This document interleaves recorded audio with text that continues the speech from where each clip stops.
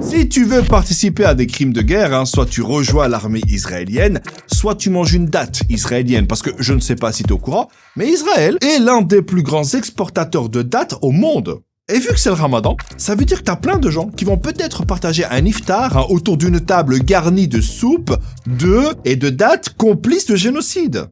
Du coup, on va voir pourquoi, avant d'acheter une date, je vous conseille de vous assurer qu'elle n'est pas un arrière-goût de nettoyage ethnique.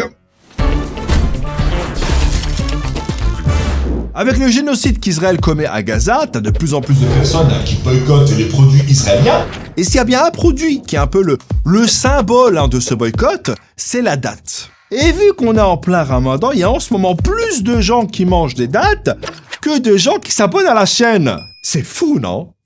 Faut savoir qu'Israël a vendu en 2022 pour plus de 330 millions de dollars de dates et environ un tiers de ces ventes se font pendant le ramadan.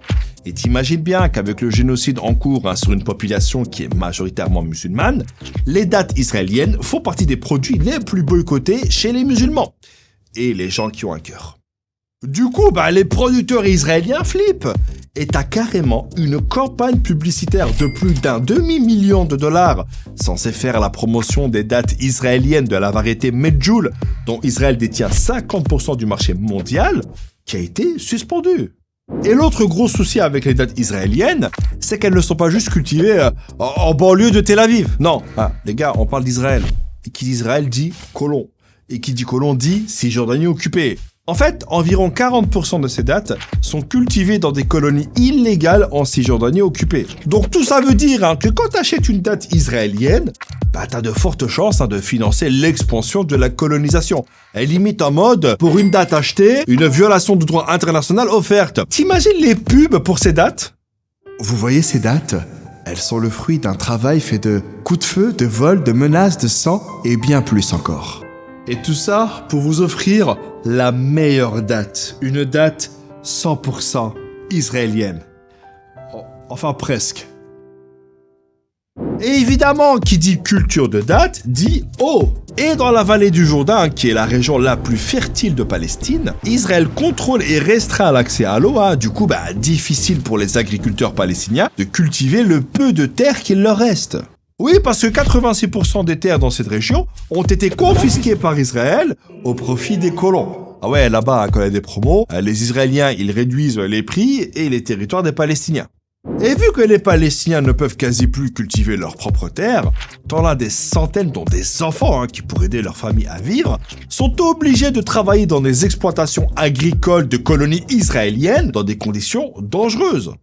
Donc toi t'es là, tu manges une date en te disant qu'elle est pleine de vitamines, alors qu'en vrai, elle est aussi pleine de larmes et de sang.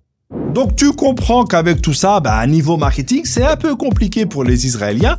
Ils ont d'ailleurs de plus en plus de mal à vendre leurs dates sur le marché européen par exemple. Les dates israéliennes sont tellement boycottées que je crois que les mecs, ils sont à deux doigts de mettre sur leur emballage « Aucun Palestinien n'a été blessé, tué ou déplacé durant la récolte ». Et là, je sais qu'il y en a qui vont me dire « Mais Abdel, je te rappelle que ça fait un moment que la justice européenne a dit qu'il fallait mentionner quand les produits viennent des colonies israéliennes. Sympa tes vidéos, mais à un moment, faut se renseigner. » C'est quoi l'emoji pour cette expression? Elle est terrible. Alors oui, mais le souci c'est que parfois, c'est pas respecté, voire pire, c'est parfois en quelque sorte trafiqué. T'as carrément des enseignes qui n'hésitent pas à changer l'étiquette des produits israéliens pour les vendre. T'as par exemple des magasins Carrefour qui présenteraient des dates comme étant d'origine algérienne, alors qu'en vrai, elles sont israéliennes. Alors moi, j'ai entendu parler des dates israéliennes, maintenant j'ai fait super gaffe. Alors, elles viennent d'où celles-là? Parce que ça ressemble vachement aux dates israéliennes. Du Wakanda. Ah, ok, j'ai eu peur. On va prendre le coca? Et t'as aussi des enseignes qui ne font pas ça que pour les dates. T'as par exemple des magasins Lidl ou Aldi qui présenteraient des avocats comme venant du Pérou ou de Colombie, alors que sur l'étiquette ou sur le carton, il y a écrit Israël, ce qui est totalement interdit. Du coup, avec tout ça, j'ai une question. Que pensez-vous de tout ça et des pratiques israéliennes? Vous me mettez ça en commentaire et on se donne rendez-vous la semaine prochaine. Ciao. Cette danse te met mal à l'aise? Tu voudrais que j'arrête? Y a pas de problème. Pour ça, il suffit de cliquer là pour t'abonner et cliquer là pour regarder une autre vidéo. Par contre, dépêche-toi parce que là, je suis un peu fatigué, tu vois.